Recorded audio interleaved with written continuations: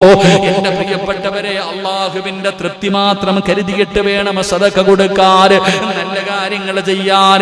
പ്രത്യേകിച്ച് എന്റെ പ്രിയപ്പെട്ടവരെ, കടമുണ്ടല്ലോ, അത് നിസ്സാരമായി തള്ളിക്കളയേണ്ട ഒരു കാര്യമല്ല. നമ്മളിൽ പലരും കടം മേടിക്കാൻ വലിയ ഉഷാറാണ്, എങ്കിലും കൊടുക്കേണ്ട സമയത്ത് കൊടുക്കില്ലല്ലോ.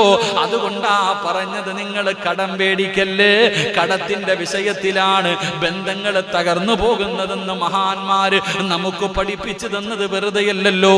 എങ്കിൽ എന്റെ പ്രിയപ്പെട്ടവരെ, മഹാനായ നബി മുഹമ്മദ് മുസ്തഫ, ഒരു രൂപയെങ്കിലും, ഒരു 5 നയാ പൈസയെങ്കിലും കടമുള്ളവരാരെങ്കിലും ഈ സദസ്സിലുണ്ടോ? നിന്റെ ഉറക്കം ഇന്നത്തോടുകൂടി പോകണം സഹോദരാ.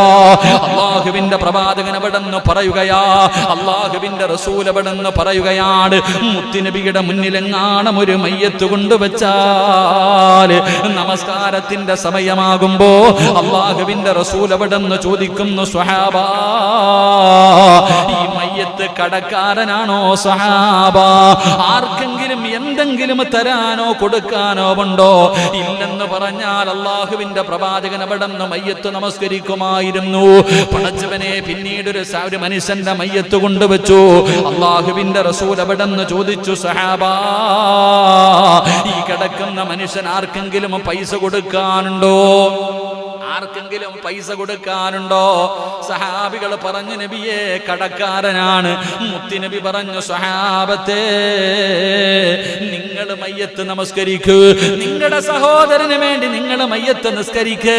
ഞാൻ നിസ്കരിച്ചിട്ട് പ്രയോജനമില്ല, ഞാൻ നിസ്കരിച്ചതിന്റെ പേരിൽ പ്രയോജനമില്ല. കടക്കാരൻ അല്ലാഹുവിന്റെ സ്വർഗ്ഗത്തിൽ കടക്കില്ലെന്ന് നബി മുഹമ്മദ് മുസ്തഫ സല്ലല്ലാഹു അലൈഹി വസല്ലമ തങ്ങൾ പറയുകയാണ്.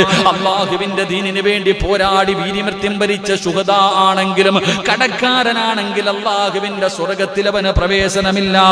റസൂലുള്ളാഹി പറയുകയാ, ഖാല നഫ്സുൽ മുഅ്മിനി മുഅല്ലകും ബിദബില്ലാഹ്. അല്ലാഹുവിന്റെ പ്രവാചകൻ പറയുന്നു, റൂഹ് കടവുമായിട്ട് ബന്ധിപ്പിച്ചിരിക്കുന്നു, റൂഹ് കടവുമായിട്ട് ബന്ധിപ്പിച്ചിരിക്കുന്നു. കടക്കാരൻ തന്റെ കടം വീട്ടാതെ അല്ലാഹുവിന്റെ സ്വർഗ്ഗത്തിൽ കടക്കില്ലെന്ന് നബി മുഹമ്മദ് മുസ്തഫ സല്ലല്ലാഹു അലൈഹി വസല്ലമ തങ്ങൾ പറയുമ്പോൾ, എന്റെ പ്രിയമുള്ളവരെ, കടം മേടിക്കുന്നവരുണ്ട്. ഒരുപാട് പേര് കടം മേടിക്കും, ഉണ്ടെങ്കിലും കൊടുക്കൂല. എന്റെ പ്രിയപ്പെട്ടവർ, ഇങ്ങനൊക്കെ ഒരു രസമാ. ആദ്യമൊക്കെ ചോദിക്കുമ്പോൾ നാണക്കേട്, പിന്നെ ഒരു അങ്ങ് ശീലമായി. എന്റെ പ്രിയപ്പെട്ട സഹോദരങ്ങളെ, കടം മേടിച്ചിട്ട് കൊടുക്കാത്തവരുണ്ട്, എന്നാൽ കടം മേടിച്ചിട്ട് വേദനപ്പെടുന്നവർ